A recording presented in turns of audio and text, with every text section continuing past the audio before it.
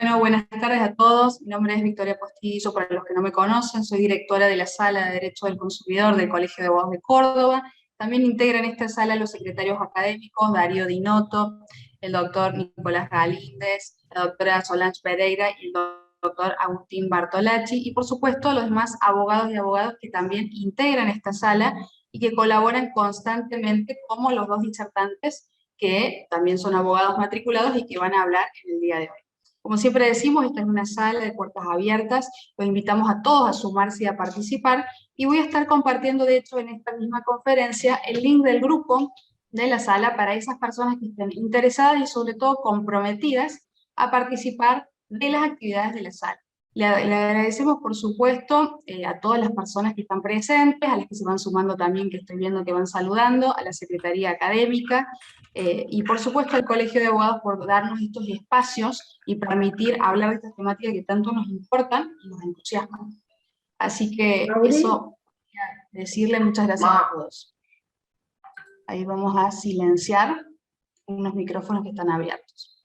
Bueno, queríamos que la conferencia del día de hoy esté dirigida sobre todo a los abogados colegiados, y hemos elegido a 2 abogados matriculados que litigan en el día a día, llevan juicios colectivos, individuales de autoplanes, y que están del otro lado de la barandilla para contar su experiencia, tanto teórica como práctica, y cuál es el escenario actual de los famosos juicios de autoplanes que aparecen en todos los medios y de los cuales tanto hemos escuchado hablar. El primer disertante es el doctor, el abogado Ezequiel Vergara, director de la Sala de Procesos Colectivos del Colegio de Abogados de Córdoba, es docente universitario de la materia de Derecho del Consumidor de la Universidad Nacional de Chilecito, es abogado de 2 asociaciones de consumidores con registración nacional y por supuesto lleva numerosas acciones colectivas de autoplanes. Le damos la palabra al doctor Vergara.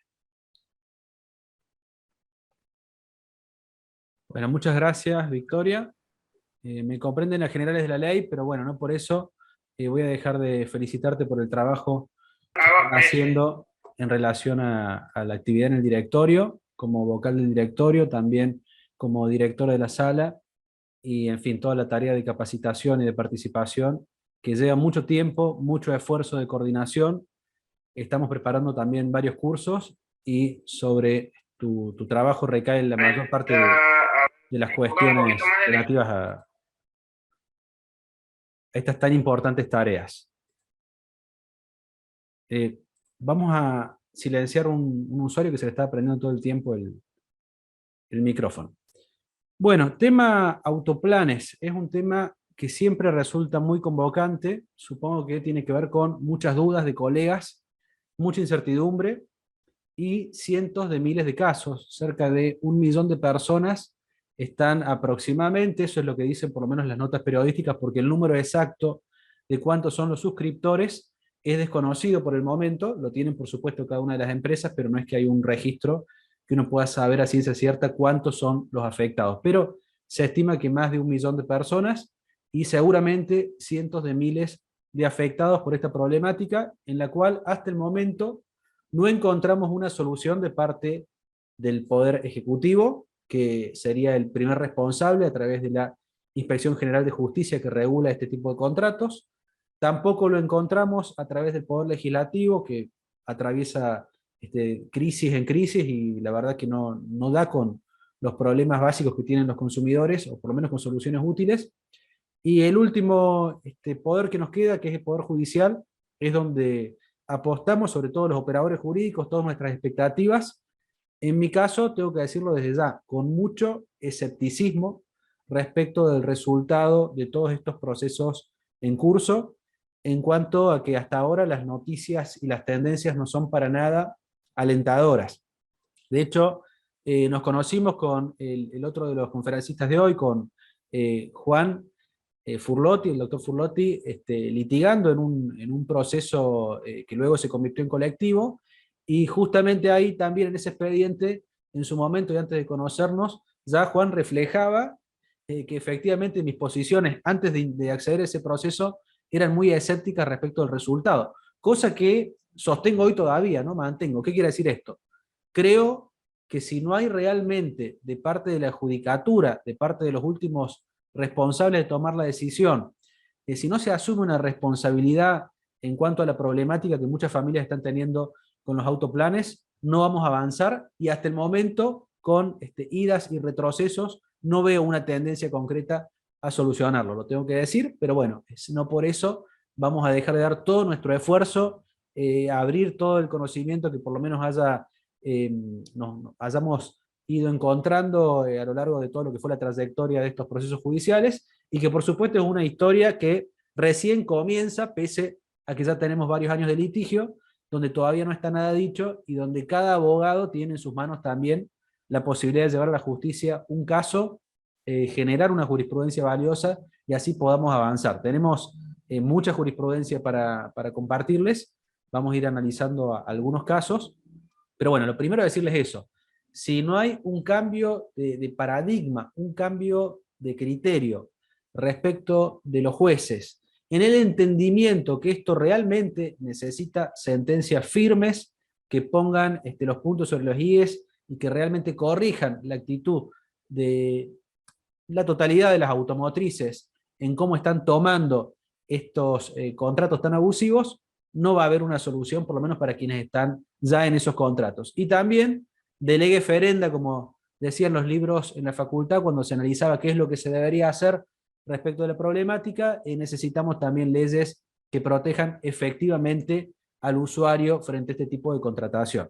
Curiosamente, hoy un colega, pero no abogado, sino contador, me manda una noticia que salió publicada respecto de que las concesionarias ahora están pidiendo una ley que las proteja respecto de los abusos de las automotrices, ¿no? De que la posición dominante que tienen las automotrices, y particularmente en el caso de los autoplanes, las administradoras de estos planes respecto de las concesionarias. Así que fíjense, si las concesionarias, que son las que provocan más de un problema y las que vulneran más de una vez los derechos de los usuarios, están diciendo que se sienten desprotegidas frente a la posición dominante de las administradoras, que queda para el simple usuario de a pie que cae en este tipo de contratación.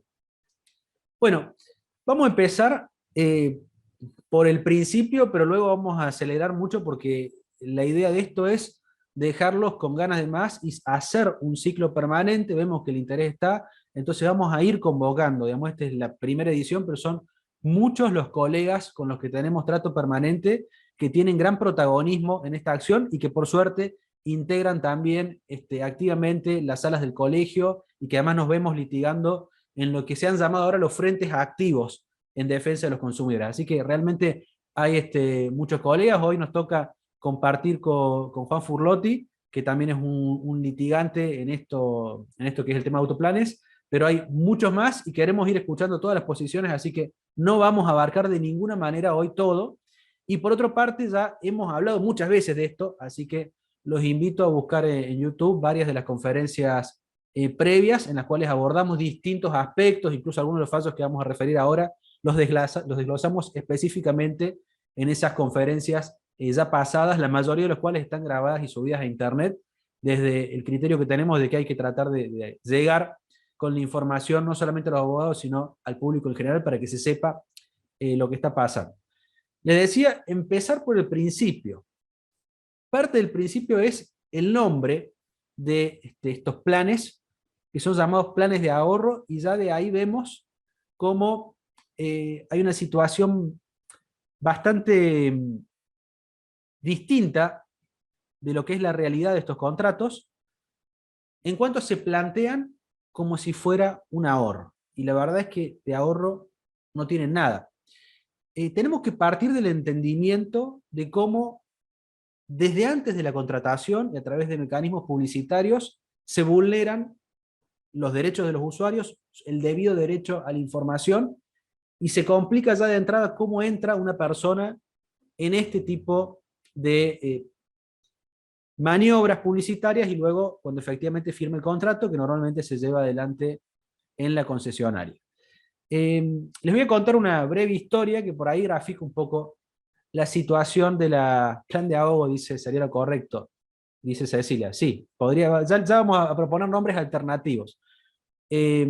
Por ejemplo, plan de ahogo no creo que refleje exactamente de qué se trata, pero imagínense que en vez de plan de ahorro el usuario al firmar el contrato se llamara contrato de suscripción a los efectos de un vehículo indeterminado, cuyo precio es indeterminado, con una cuota indeterminada, con una fecha de entrega indeterminada y con una serie de costos administrativos y cláusulas abusivas que van a estar en su perjuicio. Ese fue el nombre del contrato, ¿no? ¿Quién firmaría un contrato ya con ese título que refleja no más que la verdad de lo que son estos contratos, ¿no? Porque uno compra un auto y no sabe si el auto que se lo van a dar, compró el palio, y lo más probable es que no entreguen, no tenga el palio, ¿no? El que compró otro modelo, estamos haciendo propaganda Fiat porque, bueno, tenemos una particular enemistad con el comportamiento judicial de esta empresa, pero realmente pasa con todas, ¿no? Es completamente incierto el vehículo concreto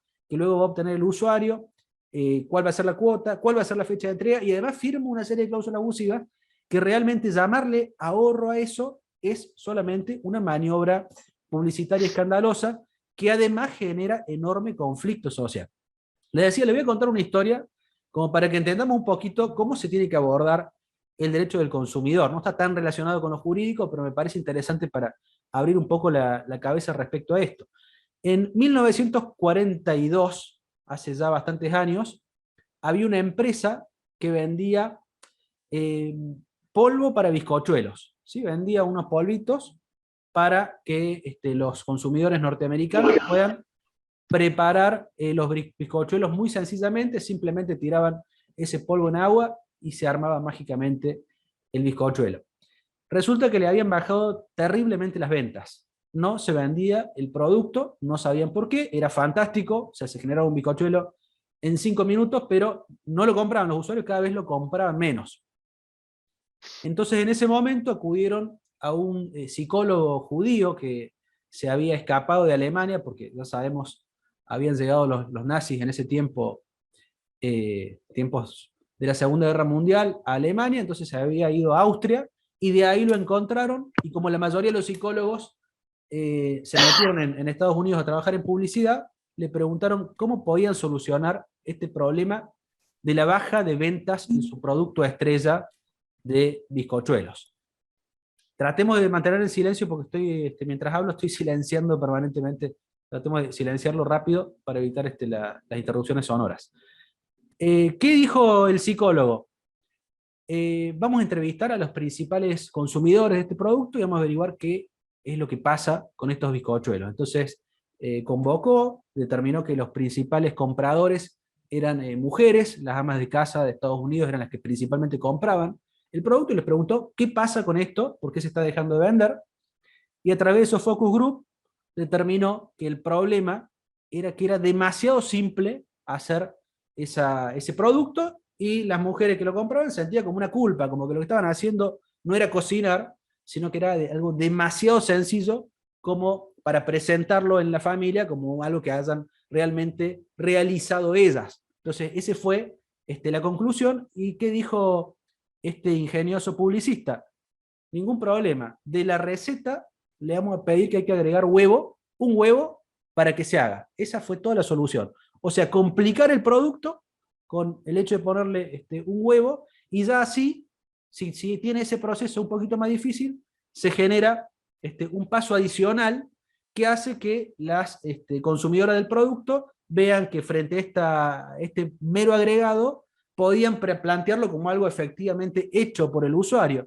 Fue un éxito arrollador, volvieron a vender. De hecho, hoy en día todavía los productos estos de bizcochuelos en polvo, se pide que se agregue un huevo cuando es completamente innecesario, pero es lo que hace que los consumidores lo compran o que se sientan identificados con el producto. Es decir, el empeoramiento del producto hizo que mejoren las ventas.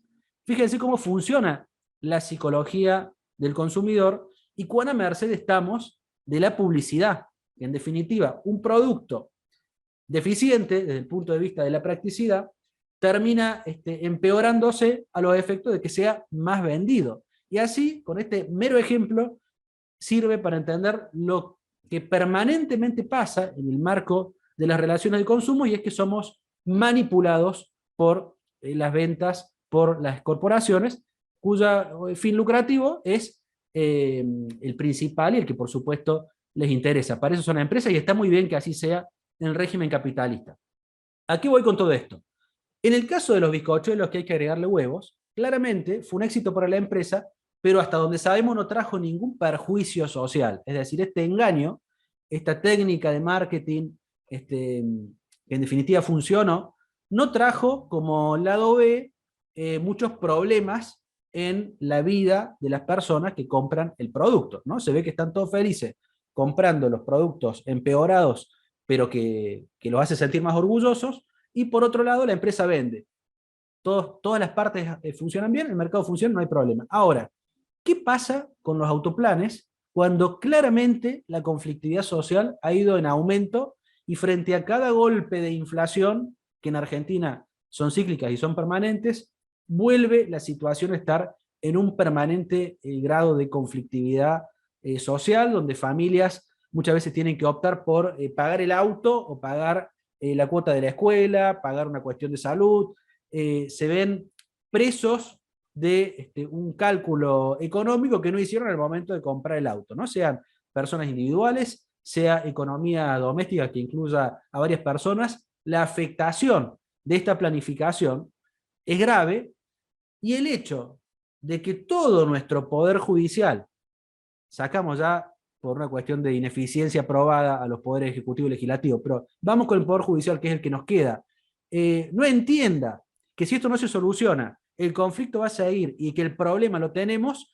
me parece que es a lo que tenemos que llamar la atención, es a lo que tenemos que tratar de poner las alarmas, porque si no lo soluciona el Poder Judicial, no lo soluciona nadie, por lo menos en el estado actual de cosas. Y lo que vemos son fallos, y vamos a hacer algunos análisis someros de algunos de estos fallos, que están muy bien desde lo técnico en algunos aspectos, en otros serían discutibles, pero que en definitiva se sacan el problema de encima. Es decir, acá tenemos un problema y lo que tiene que hacer la justicia es resolverlo. Los consumidores quisieron contratar, engañados por una serie de maneras publicitarias para comprar un auto, finalmente se compraron un problema, las cuotas aumentaron, según lo que dicen la mayoría de las publicaciones, entre 4, 5 o 6 veces por encima de lo que fue el aumento de la inflación, los sueldos no aumentaron en ese nivel y quedaron presos de esta modalidad contractual, con lo cual lo que se busca es que los jueces resuelvan esta cuestión. Y en Córdoba lo que pasó, y tengo que decirlo sin que por esto implique ninguna amistad, ni favoritismo, ni nada respecto del juez de 27ª nominación que colectivizó algunas acciones, a mí me parece un acto de valentía. ¿Sí? Un acto en el cual un juez, más allá de que hay muchas cuestiones que podríamos discutir y criticar desde cómo lo hizo técnicamente, son cuestiones al margen, pero lo que no se puede decir es que no fue un juez que dijo: yo me voy a ocupar de esto. Más allá también de los problemas, seguramente Juan a lo mejor nos cuente una serie de problemas que en su caso personal tuvo respecto de esta decisión de colectivizar. Pero bueno, yo quiero destacar que respecto de la responsabilidad que necesitamos que tenga el Poder Judicial en estos temas, este juez por lo menos se ocupó, por lo menos dijo: vamos a hacer los procesos, vamos a dictar las medidas cautelares, y creo que fue un hecho inédito en la historia de los procesos colectivos del país. No conozco otra situación en la que haya sido el juez quien haya colectivizado las acciones, y no una, sino 3 acciones, con lo cual es un dato a destacar. No conocemos hasta el momento acciones iniciadas, son 3 acciones, para frente a la pregunta, y la vamos a revisar, a la pregunta que hace Agustín en el chat. Son 3 acciones, una es esta Aliaga Purredón contra FCA, y hay 2 más: la causa Acosta contra Volkswagen y la causa de Adcoin contra Peugeot, causa que también se llama ex Furlotti, porque empezó siendo Furlotti, a quien tenemos aquí, la causa que se colectivizó. Como les digo, 3 acciones. Ahora, de parte, y esto no es una crítica a ningún miembro particular, pero en ningún lugar del país el Ministerio Público Fiscal inició ninguna acción colectiva que yo sepa. Y les digo que si no lo sé yo y no lo sabe ninguno de los que estamos en este grupo investigando, es poco probable que haya acontecido y haya pasado bajo el radar de quienes estamos estudiando e investigando esto. Hasta ahora el Ministerio Público Fiscal nunca inició una acción. Y lo mismo podríamos decir del Defensor del Pueblo, que ha iniciado pocas acciones, pero la verdad que en este caso, justo las que han iniciado han sido completamente desestimadas por la justicia. Muy recientemente salió el fallo de la Corte Suprema de Justicia, así se llama, de Tucumán, no es la Corte de la Nación, sino que el máximo tribunal de Tucumán se llama Corte Suprema de Justicia de Tucumán, desestimó la acción iniciada por el defensor del pueblo de Tucumán. Ya vamos a ver por qué, pero bueno, ahí cuando el defensor, digamos, se puso a hacer este trabajo tan difícil de intentar llevar adelante una colectiva, la propia judicatura en su máximo grado, y antes en el grado de Cámara, le desestimaron esa iniciativa. Veremos si, como ha declarado, va ahora ante la Corte Suprema de Justicia de la Nación. ¿A qué voy con esto? Que las iniciativas de parte de los poderes públicos, el primero de ellos, la Inspección General de Justicia, que aprueba estos contratos que son una estafa. ¿Sí? La Inspección General de Justicia aprueba contratos plagados en cláusulas abusivas, que saben que tienen cláusulas abusivas, que además provocan conflictos permanentes, que han visto las marchas, que han visto los problemas, que han visto todo, y aún así, ahí están aprobados. Punto 1. El Poder Legislativo que mira para otro lado. Y el Poder Judicial, frente a toda esta problemática, siempre encuentra la vuelta para sacarse de encima estas acciones. Así que yo, frente al acto de valentía de este juez que colectivizó las acciones sin que nadie se lo pida, realmente me llama poderosamente la atención para bien, ¿no? Después hablaremos cómo termina esto o cómo sigue. Vamos brevemente a hacer un repaso, porque el tiempo nos mata, pero por lo menos para que lo tengan, de algunas de las acciones que me gustaría que ustedes vean después tranquilos, respecto de acciones individuales. La mayoría de estas acciones individuales tienen que ver con los aumentos desproporcionados de las cuotas. ¿Sí? La acción que a mí en realidad menos me gusta, porque intervienen factores políticos, en definitiva, que tienen que ver con la inflación. Pero bueno, hay muchas acciones de ese tipo que han prosperado, que tendrían que servir como modelo y que son interesantes para que las evalúen y las tomen como referencia. Vamos a compartir. No se preocupen en cuanto a querer anotar y eso, porque vamos a pasar todos los links, y además después les voy a pasar una especie de enlace maestro donde estamos cargando todas las acciones en forma ordenada. Sí les pido paciencia porque llega tanto material y todo el tiempo llegan nuevas acciones que es muy difícil por ahí hacerlo en forma ordenada. Pero bueno, vamos con esta acción importante, creo que la están pudiendo ver en pantalla. Esta es la última, una acción de Jesús María, de un juzgado de Jesús María. Condenó a Chevrolet, Chexa y General Motors. Hay que tener en cuenta ahí un consejo para quienes vayan a ser litigantes en esto, que no es lo más conveniente demandar a varias empresas. El consejo, si tienen un problema de autoplanes, que vayan contra la administradora exclusivamente, porque después hay algunos juzgados que pueden interpretar que la culpa no es de la concesionaria e imponerle las costas respecto de eso, aparte que el proceso se complica mucho más. En fin, es un tip para, sobre todo abogados que por ahí no tengan mucha experiencia, que demanden a uno solo y a la administradora. Si ya es un abogado más avesado, tomará su propia decisión respecto de cuál es la conveniencia frente a una demanda de este tipo. Pero, como pueden ver, muy nuevita también, 20 de mayo de 2022, autos Busto contra Chevrolet, lo tenemos publicado en mi sitio web y ya les vamos a pasar después todos los links. Básicamente es muy buena porque hace un análisis respecto de la conducta de la administradora. Ahora vamos a ver la parte de la fundamentación.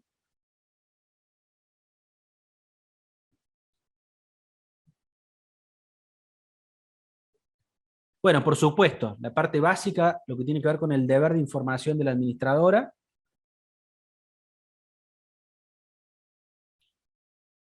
Acá hace una crítica, dice: la única forma que se ofrece en las concesionarias oficiales es la suscripción a un plan y abonar determinadas cantidades de cuotas y licitar el vehículo con la promesa, muchas veces incumplida, de una entrega pactada. Esta parte está haciendo referencia, el fallo, a que a veces las automotrices, a través de sus títeres, las administradoras, se defienden diciendo que el consumidor podría comprar por cualquier vía, digamos, si elige el plan, por algo será. Y bueno, y el juez efectivamente toma lo que tantas veces se le está planteando, que es que muchas veces el autoplan es la única modalidad a través de la cual efectivamente puede acceder al vehículo. No le da el ofrecimiento del vehículo en otro sistema, y entonces ahí se complica su situación. Dice, el incumplimiento de las entregas no le trae demasiadas consecuencias porque para exigir la entrega el consumidor debe acudir a un proceso judicial que demanda cierto tiempo, que le representa gastos, y que para la contraria, las posibles derogaciones en un proceso judicial son gastos contemplados en su contabilidad y de seguro que lo traslada al precio del vehículo. O sea, que hay una posición dominante que le es trasladada al usuario, que obviamente el usuario puede litigar, pero eso no es una solución. Y bueno, también por eso en este fallo le aplica daño punitivo. Y quiero ver si encuentro rápidamente, acá está, el eje de este fallo es la cuestión del contrato de mandato, ¿sí? Porque existe técnicamente entre la administradora de los planes y los usuarios un mandato por el cual las administradoras deben velar por los intereses del usuario, cosa que jamás hacen. Los intereses que velan son por los intereses de la empresa porque son títeres de las automotrices. No le importa muy poco el interés de los usuarios. Bueno, y eso es lo que refleja este fallo, que lo pueden copiar y pegar en el argumento de una demanda de este tipo de casos. Especifica cuándo hay contrato de mandato, cita el artículo 1319 del Código Civil, y después clarifica. Crisis generalizada que en algunos casos incrementó el valor del vehículo en un 400%, y sin posibilidad de discutir el contrato con el fabricante, que aparece como ajeno al mismo, si no es por la vía judicial. Las reglas básicas del contrato de mandato obligan a que el mandatario actúe en favor del mandante. O sea, la administradora, frente a esta crisis de aumento del 400%, debería actuar en favor de los usuarios. Y ahí pone, de lo contrario, actúa como mera recaudadora del fabricante, ¿no? Claro, el juez de Jesús María en decir, no actúa como un administrador que vela por los intereses, actúa como mero recaudador de los intereses del fabricante. Bueno, y después la descripción del caso, yo he subrayado lo que he considerado más pertinente, pero bueno, es un fallo que además de la situación de tratar a fondo la falta de cumplimiento de la administradora para con los intereses del contratante, del suscriptor, además de eso, que es muy bueno, le impone 400.000 pesos en concepto de daño punitivo. No voy a explicar ahora lo que es el daño punitivo, pero sabemos que es la sanción disuasoria de conductas deslegales por parte de las empresas, que está en el artículo 52 bis de la Ley de Defensa del Consumidor. Bueno, 400.000 pesos. Será una moneda para los señores de Chevrolet, pero por lo menos avanzamos. Así que, más allá de muchas críticas que podemos hacer, siempre uno le puede encontrar críticas a un fallo. En este caso, el juez Belitsky, Luis, creo que ha hecho un buen trabajo respecto de ese análisis, que por supuesto está basado en el excelente trabajo que habrá hecho el abogado que presentó esta demanda. Así que, bueno, ese se los recomiendo especialmente como última novedad. Después tenemos este otro fallo, del juzgado también de 27ª nominación, en donde están colectivizadas las acciones. Es el fallo Faría Micaela contra FCA de Ahorro. En este caso, también se hace todo el planteo del aumento extraordinario de la cuota, de la parte abusiva por parte de las empresas, y finalmente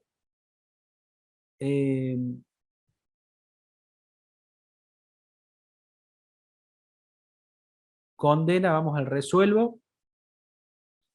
Bueno, acá me gusta esto. ¿Qué dice en este caso el juez? Dice, resulta llamativo cómo la compañía también omite informar quiénes son los demás integrantes de cada grupo. Si una persona integra uno de ellos, es dable pensar que debe conocer quiénes son las restantes personas que lo integran junto a él. Incluso podría haber adoptado una estrategia conjunta a los fines de obtener la disolución del grupo y que el dinero de su propiedad le fuera reembolsado. Pero no, la compañía no comparte este tipo de información, ¿no? Las compañías, cuando hacen las defensas, ponen que el círculo de ahorro es casi una especie de cofradía de consumidores que se organizaron para, casi como un acto de la sociedad civil, casi como un acto de bienestar a la comunidad general, fabricar autos, ¿no? Y se organizan para eso en estos círculos. La verdad que el que va y compra y suscribe ni conoce quiénes son los otros que están suscribiendo. Es todo un sistema armado, por supuesto, para evitar el riesgo empresario que en Argentina corren las empresas respecto de la inflación, y que por supuesto los usuarios no se conocen. Y por eso también, respecto de esto, hace un resuelvo muy particular en el fallo, que bueno, hay mucho para hablar, pero se nos va el tiempo, quiero ir al resuelvo. Como ven, no son fallos cortos. Condenar a ambas demandadas solidariamente a abonarle al actor a la suma de pesos 1.054.335, ¿no? Imponer las costas demandadas, bueno. Y no está acá una parte que me parece importante, no lo veo acá en el resuelvo, pero está también dentro de lo que es el fallo, que es que deberá informar a todos los suscriptores cómo está compuesto el grupo y una serie de informaciones adicionales que forman parte de la condena del fallo. Se ve que no lo he puesto acá, acá en el resuelvo, no está a simple vista, pero sí está en el contenido como parte integrante de la sentencia la imposición de informar debidamente de una serie de consideraciones respecto a la información a los usuarios de esta modalidad de contratación. Bueno,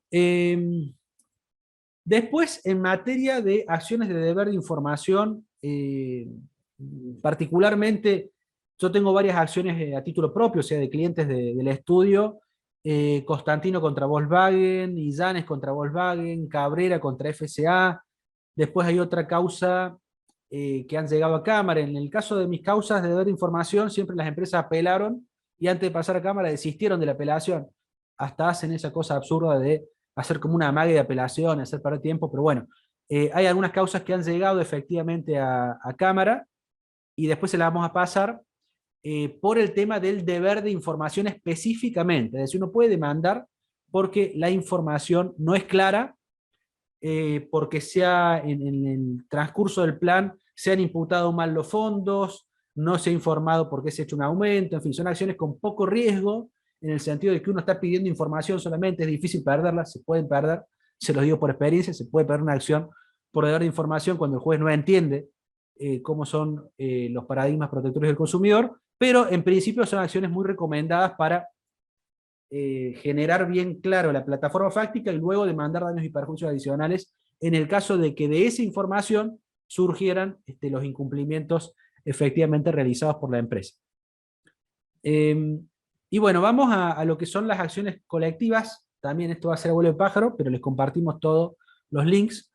Fíjense, en esta hicimos un link que dice todo sobre las acciones colectivas de Autoplan. Bueno, el título es por ahora engañoso, pero ya vamos a ir completándolo. Pero por lo menos están varias de las cuestiones más importantes de las acciones. Acosta contra Volkswagen, Adcoin y otros contra Peugeot y Citroën. Esta es la causa que también la podemos llamar ex Furlotti, ¿no? Donde participaba el doctor en cuanto a la colectiva contra Peugeot. Y la causa Aliaga contra FCA, o Aliaga Purredón, como mencionaba recién una colega en el grupo. Estas tres causas que tuvieron origen, acá están las fechas también, en el caso de Acosta, el 21 de noviembre de 2019, después hubo un decreto complementario, acá están todos los decretos más importantes, ¿no? Acá está la admisión, que admite la acción, en el caso de Acosta era un listado de suscriptores, es decir, se presentó la demanda y se acompañó de una planilla con la lista de los suscriptores. No estoy tan de acuerdo con esa modalidad de que una demanda sea una planilla, pero bueno, eso ya hace mal lo técnico. No importa, lo importante es que cómo resolvemos la cuestión de fondo. El juez la colectivizó, dijo, no, no es una demanda, no es un liticonsorcio de activo, esto va a ser una colectiva. Entonces acá admite la demanda, y después otro decreto que vemos acá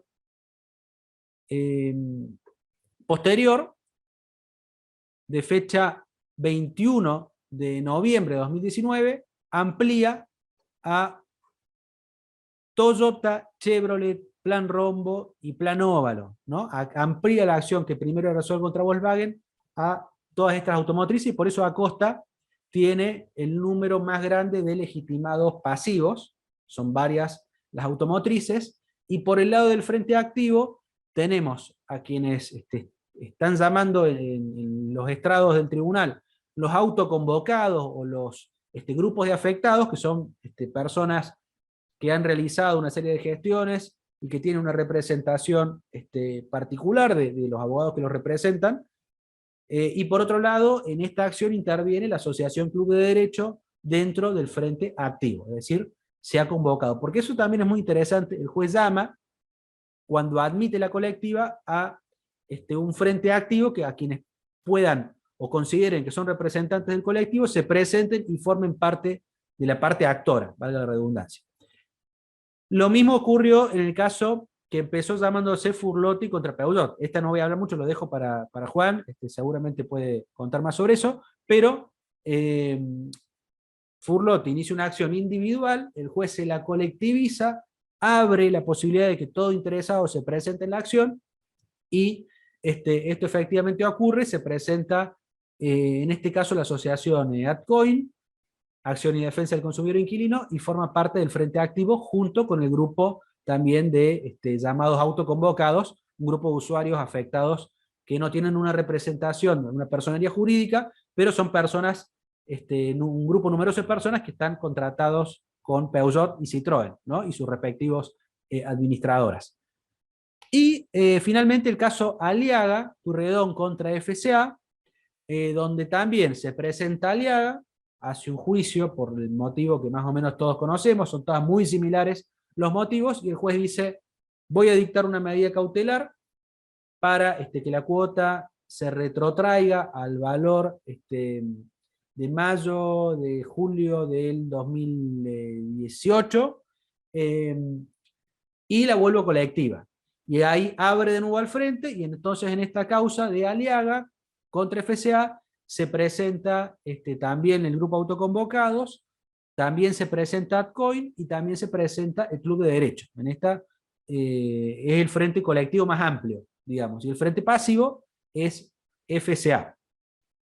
Estas tres causas, en la fecha, que eso falta ponerlo acá, pero bueno, está subido el sitio, pero no está puesto todavía en este resumen, casi para la Navidad de 2020, cuando estábamos todos saliendo de la reglamentación más estricta de la pandemia, la Cámara Séptima, en un fallo que me sorprendió para mal, no esperaba eso porque es una Cámara que había tenido muy buenos fallos, fulmina estas colectivas diciendo básicamente que es incompetente la justicia de Córdoba para tramitar estos procesos, y que por lo tanto todo lo que es la medida cautelar tiene que caer porque no corresponde ninguna cautelar frente a casos que tampoco tiene la competencia de la justicia. Lo estoy resumiendo y lo estoy tratando de simplificar para que podamos avanzar rápidamente. En ese momento pensamos, la mayoría, además que fuimos notificados prácticamente, yo recuerdo haber recibido la cédula un 29 de diciembre, ¿no? Que pensamos que ya está, que habían terminado todas estas acciones, por lo menos en Córdoba, respecto a los autoplanes, y después, sorprendentemente, después de un tiempo considerable, fíjense, de esa Navidad de 2020, pasamos a abril de 2022, es cuando el Tribunal Superior de Justicia determina la competencia provincial, la determina en el caso de Acosta el 18 de abril, en el caso de AdCoin contra Peugeot el 29 de abril, en realidad eso lo hace en el expediente de Furlotti, y en la causa de Aliaga cae como consecuencia del tratamiento general de estas causas anteriores. Fíjense, el de Acosta me parece en donde se explaya más largamente el TCJ, respecto ya de los fallos colectivos, y subrayé una parte que me parecía muy interesante. Vamos a buscarla rápidamente. Acá está. Es incuestionable, fíjense lo que dice el TCJ, ¿no? Es incuestionable el derecho que les asiste de ocurrir previamente al máximo órgano judicial de la provincia, o sea, ellos mismos, para reclamar la competencia de los jueces locales. Derecho que no le puede ser enervado o restringido por una norma procesal creada al solo objeto de distribuir el conocimiento de los asuntos dentro de la jurisdicción provincial. En suma, las razones expuestas imponen equiparar a sentencia definitiva las decisiones impugnadas, debiendo con ello considerarse satisfecho el requisito de admisibilidad exigido por la ley ritual. ¿Qué está diciendo? Esto no es federal, o sea, esto puede ser federal, dice, si quieren pueden ir por la justicia federal, que como nota al pie les digo que la justicia federal ya rechazó la competencia federal porque dijo que es provincial. Ya les cuento brevemente esa historia. Pero lo que dice el TCJ, los consumidores tienen derecho a que su máximo órgano judicial, o sea, nosotros resolvamos esta cuestión. Y espero, y en esto, pese a ser un escéptico empedernido, quiero ser optimista de que esta decisión lo que implica es que realmente el TSJ va a ser el último en que resuelva el conflicto, no que resuelva los tecnicismos jurídicos, sino que resuelva el problema de fondo de las familias cordobesas y argentinas que no pueden pagar el plan y que se sienten completamente vulneradas en su derecho. Espero que esa sea la tendencia que nos quiso decir con esto de que es competente, y no que simplemente vamos a hacer todo un camino. Ahora volvemos a las acciones. Las tres ahora están en movimiento, y no querría pensar que vamos a estar años y años litigando para que luego el TCJ nos diga que en realidad la acción era competente la justicia de Córdoba, pero cae por otros motivos, por falta de legitimación o por la heterogeneidad que hace imposible que tramite con acción colectiva, etc. Que no sea ese el fin del camino, sino que reclame la competencia y también reclame la resolución del caso a como dé lugar. O sea, soluciónelo arreglando lo que haya que arreglar respecto del proceso, pero dé un final a este problema. Una nota al pie que les había hecho de lo federal. Esto es muy curioso porque en estos casos de las demandas colectivas, después que pasara que la Cámara Séptima diga que la provincia no es competente, se ingresó una nueva acción en la cual también participó la asociación AdCoin en tribunales federales. Y en esa acción, en tribunales federales de Córdoba, nos dijeron que era competente efectivamente la justicia federal, pero no la federal de Córdoba, sino la federal de Misiones, porque ahí ya se había iniciado una acción antes. Entonces, bueno, nos tomamos virtualmente el vuelo a Misiones para comparecer en esa causa, porque efectivamente era federal, pero de Misiones. ¿Y qué dijo el juzgado federal de Misiones? Que no era competente la justicia federal, sino la justicia provincial de Misiones. Ya un chiste, ¿no? Dimos toda la vueltita y terminamos en la justicia provincial de Misiones, donde nada tenemos que hacer porque, bueno, no habría en realidad fundamentos para que litigantes de Córdoba terminen en la justicia provincial de Misiones. Desconcertado frente a ese panorama, ahora el TCJ nos vuelve a poner en camino. En el caso de Acosta, recientemente se hizo una audiencia en la cual, oral, por suerte, porque eso facilita y abrevia muchísimo los tiempos, está avanzando el proceso, se fijaron las pruebas, con mucha firmeza se rechazaron ciertas peticiones de las empresas que desde mi criterio iban en la índole de alargar innecesariamente el proceso, sobre todo hacer pericias en la ciudad de Buenos Aires, porque parece que todo se resuelve en Buenos Aires. En Córdoba no pueden hacer, solamente pueden vender y cobrar en Córdoba, pero no tienen los libros contables, nada, todo. Y bueno, en ese aspecto hubo muchísimas resoluciones dentro de las cargas probatorias que creo que en forma contundente les envió una señal a las empresas de que el proceso se va a tramitar acá y se va a tramitar rápido. Y esperemos que así sea.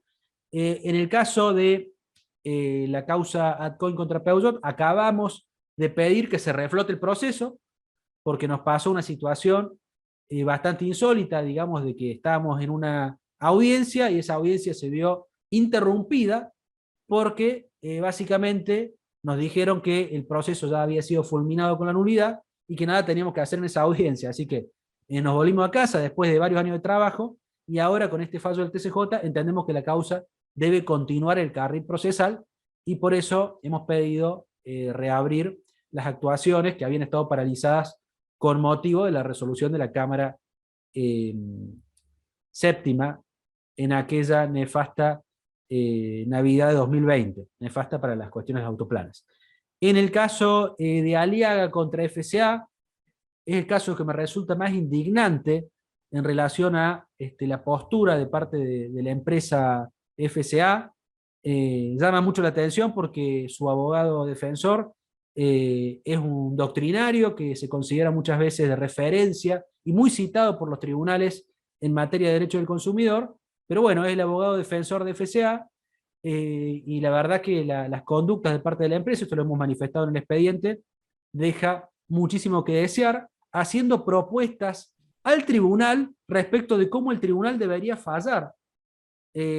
Básicamente diciéndole al tribunal que tiene que terminar con el proceso colectivo, porque el proceso no es colectivo, que además tiene que eliminar la cautelar porque forma parte del proceso y no puede sostenerse, pero adicionalmente le dice cómo debería hacer la salida planteándole una serie de consideraciones que además, y esto es lo que me parece una falta total de respeto para con el frente activo, las asociaciones que defendemos a los consumidores y el grupo de autoconvocados representados por sus propios abogados también, nos trata de que no somos partes, o sea, nos dice en realidad, presenta escritos diciendo la pretensa actora, ¿no? Nosotros, la parte actora, somos los pretensos actores y las propuestas que hace el tribunal no nos las hace a nosotros, al objeto de ver si se puede llegar a una solución, sino que todas las propuestas se las hace a la Cámara para decirle a la Cámara cómo tiene que fallar. Bueno, en este sentido perdimos bastante tiempo porque la Cámara considero que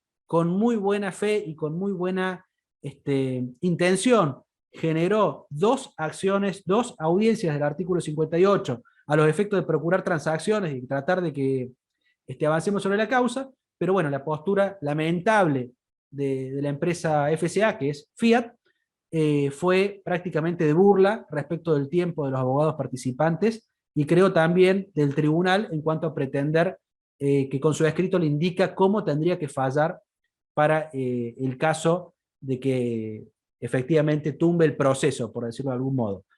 Y además plantea que nosotros no seríamos parte, por lo tanto no tendría nada que ni siquiera hablar con el Frente Activo, porque no nos considera parte de ese proceso, que por otra parte sería un proceso inexistente. No obstante, se está defendiendo, así que tan inexistente no es, y a las audiencias fue.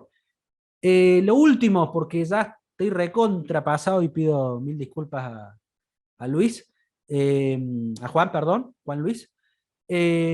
Defensor del Pueblo contra Volkswagen me acaba de llegar, fíjense, es una acción, una sentencia de 16 de junio de 2022.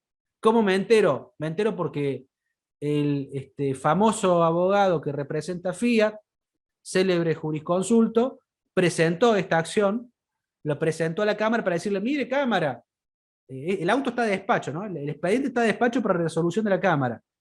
Y el abogado de Fiat le presentó esta jurisprudencia, casi desconocida por la mayoría de los colegas, que es defensor del pueblo contra Volkswagen de la Suprema Corte de Tucumán. Le presenta una jurisprudencia con un expediente que está a fallo, ¿no? Fíjense, además la improcedencia del pedido. De hecho, la Cámara le dice, estése al momento procesal en donde estamos. Pero bueno, igualmente logra acompañar esta jurisprudencia en donde la Cámara, siguiendo un precedente del Superior Tribunal de Justicia de Río Negro, rechaza las acciones colectivas de los autoplanes, a mi criterio, con una excelente y hermosa técnica jurídico, gramatical, y fíjense lo que es la sentencia, ¿no? Estoy haciendo un recorrido, un librito para aprender todo lo que ustedes quieran, un librito hermosamente escrito y profundo desde lo que podemos considerar lo jurídico o lo técnico, pero en la práctica no es otra cosa que decirle la Suprema Corte de Tucumán al defensor del pueblo de la provincia de Tucumán que no tiene legitimación para defender a los consumidores y adicionalmente, como para dejarlo bien claro, que esas acciones no son procedentes por la enorme heterogeneidad y que cada usuario, si quisiera, podría hacer el juicio. El mensaje es ese, ¿no? Un mensaje que a mí me parece muy desacertado, porque si realmente cada usuario contratar un abogado y realizar el juicio que corresponde, cosa que yo vengo recomendando desde el inicio de los tiempos, que cada usuario haga su juicio, los tribunales quedarían completamente desbordados, cientos de miles de demandas, los jueces no podrían hacer otra cosa que dedicarse a resolver autoplanes. Pero bueno, si la misma Corte de Tucumán, en lugar de decir, bueno, a ver, fíjese cuántas soluciones ingeniosas se les puede ocurrir. Si el defensor del pueblo no está legitimado, hago un alto acá y pido que el Ministerio Público Fiscal, que es el órgano que la propia Ley de Defensa del Consumidor dice que está legitimado por esas acciones, que venga y que tome esa legitimación activa, ¿no? Si el defensor no está, pero no por eso tiene que dar la acción. Y si el grupo es tan heterogéneo, creo las correspondientes subclases y subcategorías a los efectos de que todos encuentren su representación. Si es muy heterogéneo mezclar a Chevrolet con Fiat, bueno, perfecto, puedo separar esos expedientes y que tramite cada uno por su carril. No hace falta que en el mismo expediente tramite todo. Yo entiendo la dificultad, pero si se quiere, si se entiende que esto es un proceso que afecta a cientos de miles, me parece que es un pésimo consejo para ellos mismos, digamos, un pésimo consejo. Para el propio Poder Judicial decirle, vengan todos con sus juicios, que cada uno va a tener su debida atención. Cuando sabemos que los tribunales están saturados, que las acciones tardan un montón, hago dentro de todo este escepticismo y crítica, hago una diferencia respecto a lo que considero un gran avance respecto a nuestra justicia, que es el proceso oral. Todavía hay que decirlo, las y los jueces no están capacitados, a mi criterio, para el litigio oral, le falta un montón, no entienden la dinámica, uno va a alegar y le dicen 2 minutos, doctor, 2 minutos para alegar, ¿no? Tuvimos todo un juicio y quieren que uno alegue el caso en 2 minutos. Y el otro contesta, ¿puedo hacer una réplica? No, una réplica no. No sé cuál será el apuro para la parte más importante del proceso, los alegatos, y en la parte final, terminarla rápido e irnos a comer, cuando es la parte más importante. Pero bueno, más allá de eso, de nuevo, siempre se puede hacer crítica. Que exista un proceso oral es fundamental en materia de consumidor, hace que esté muchísimo más rápido, que avance realmente los procesos con una velocidad inusitada, por lo menos desde mi experiencia, y creo que es una coincidencia total entre todos los abogados consumeristas, hablamos de eso, avanzan mucho más rápido los procesos, así que en ese aspecto, felicitaciones. Ahora, los jueces tienen que empezar a capacitarse en esas técnicas, responsabilizarse, las fiscalías también, las fiscalías son parte del proceso, hay mucha falta de la fiscalía, mucha fiscalía que ese día se enferma, no sé qué les pasa, y no van a las audiencias orales, después responden por escrito, eso no es lo mismo. En fin, cuestiones que todavía queda camino por recorrer, pero por lo menos la bajada de línea de esto se va a hacer oral, y muchos fallos que están saliendo, sería motivo de otra exposición, no me quiero extender más sobre eso, pero lamentablemente este fallo de la Corte de Tucumán no es otra cosa que una ratificación de otro fallo que también desde lo técnico es excelente, pero desde la parte de solucionar el problema de la gente es pésimo, que es también el fallo Díaz del Tribunal Superior de Justicia de Río Negro, ¿no? También con excelentes juristas que lo componen.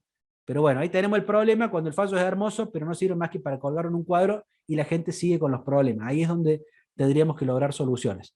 Muchísimas gracias por la atención. Les comparto todos los links ahora mientras le toca a Juan. Les voy a ir compartiendo varios de los links y espero que en la medida de lo posible se integren a las actividades de la sala del consumidor del colegio. Además, una noticia absoluta, se las cuento, me gana la ansiedad, no tendría que decirlo, pero les cuento, el directorio aprobó la creación de una comisión de seguimiento de la aplicación de la normativa del consumidor en la justicia de Córdoba. O sea, nos vamos a empezar a juntar los colegas consumeristas a ver, juzgado por juzgado, fiscalía por fiscalía y cámara por cámara, si están aplicando los principios de orden público de la Ley de Defensa del Consumidor, si están aplicando la gratuidad, si están condenando por daño punitivo, cuáles son los antecedentes, y superar la instancia de catarsis de café y pasar a un observatorio realmente que pueda relevar y ver si esta crítica que hacemos es real o a lo mejor es justo las experiencias personales. Cada vez que criticamos nosotros nos salen mal las cosas, pero pensamos que es generalizado y que esos informes van a servir muchísimo para que el colegio de abogados pueda aportar realmente a los abogados que nos dedicamos al fuero y a la ciudadanía en la mejora de sus derechos. Muchas gracias y por supuesto seguimos en contacto. Bueno, muchas gracias, doctor Vergara. Esta buena noticia le vamos a decir al final, pero está bueno que la escuchen de primera mano. Se ha creado una comisión, como dice el doctor, dentro del Colegio de Abogados, porque como bien estoy leyendo en el chat, en Córdoba no se aplica ni la gratuidad ni el daño punitivo. Entonces vamos a hacer un relevamiento dentro de esa comisión del Colegio de Abogados en todos los juzgados, en todas las cámaras y en todas las fiscalías, y obviamente fallos del TCJ, para ver si se está aplicando realmente el derecho del consumidor, y luego vamos a difundir esa información juzgado por juzgado. Así que es pronto, cuando ya empecemos ese trabajo, van a tener los resultados.